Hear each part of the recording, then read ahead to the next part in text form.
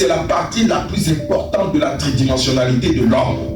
Vous comprenez? Pourquoi? Parce que lorsque nous nous convertissons, lorsque nous acceptons Jésus-Christ, en réalité, c'est notre esprit qui s'est connecté au Saint-Esprit. Parce que la Bible dit quoi? Dieu est esprit. Et celui qui veut l'adorer l'adore comment? En esprit. En esprit. Donc quand Dieu nous parle, même dans le don des prophéties, des révélations, des paroles de connaissance, c'est en esprit qu'on reçoit.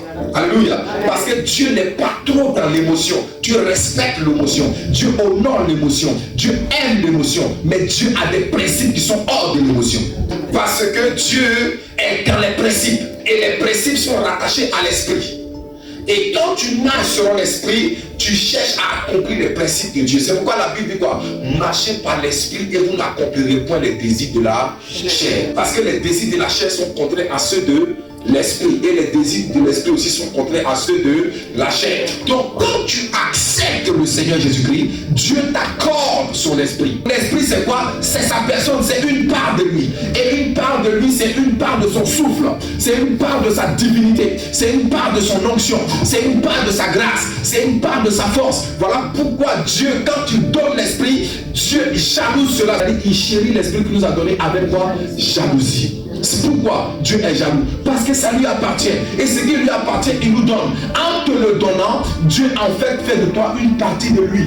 Une partie de lui, donc quoi? Dieu. C'est pourquoi la Bible pouvait dire dans Psaume 82, verset 6, et même dans Jean 10, verset 35 ou 34, il dit, j'avais dit que vous êtes des dieux. On n'est pas des dieux parce que nous voulons être des dieux. On n'est pas des dieux parce que nous sommes trop beaux, trop mignons. Non, on est des dieux de par la nature de la divinité, de par la nature du Saint-Esprit, de par la nature de la grâce, de par la nature de l'Esprit. Posez-vous la question. Qu'est-ce qui faisait qu'un homme, c'est le même corps qu'on a. La Bible dit que nous sommes de la même nature qu'Élie, tout cela. C'est pas ça? On est de la même nature qu'eux. Mais comment ça se fait qu'avant nos patriarches Abraham, ce même corps-là pouvait durer près de 900 ans? Pouvait durer près de 800 ans. Parce que je vous rappelle qu'à l'époque, quand Dieu a créé l'homme, il pouvait durer 900 ans sur la terre. 800 ans. Ça veut dire que quand tu avais au moins 200 ans, 300 ans, tu es un jeune. Aujourd'hui, il faut avoir 17 ans, 16 ans, 18 ans pour devenir mature, pour devenir jeune. Vous voyez l'écart. Comment ça se faisait? Mais ça se faisait le même corps qui tenait 900 ans. Aujourd'hui, quand tu atteins à peine même tu atteins les 60 ans, c'est fini, tu commences à sentir l'effet. Pourquoi? C'est à cause de l'action du Saint-Esprit qui n'est plus pareil comme à l'époque. Parce que Dieu a limité l'action du Saint-Esprit en fonction de l'âge. Car n'oubliez pas, l'âge c'est pour les hommes. Mais pour Dieu, il n'y a pas d'âge, on parle d'éternité en éternité. C'est pourquoi la Bible appelle l'ancien des jours. L'Esprit donnait à l'homme de vivre selon la nature et la qualité de Dieu. Pourquoi? Parce que Dieu veut qu'on soit comme lui. C'est pourquoi la Bible a dit ici dans Colossiens que l'un des mystères cachés, mais révélés à nous. Et le mystère caché, c'est quoi? C'est l'Esprit en nous. Il dit l'espérance de la gloire.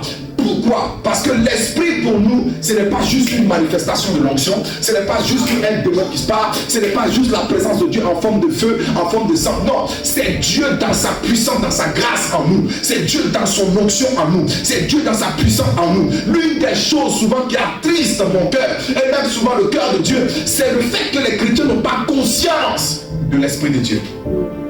N'ont pas conscience de qui ils ont reçu. N'ont pas conscience de la puissance et de la plénitude de l'Esprit de Dieu qui est en eux.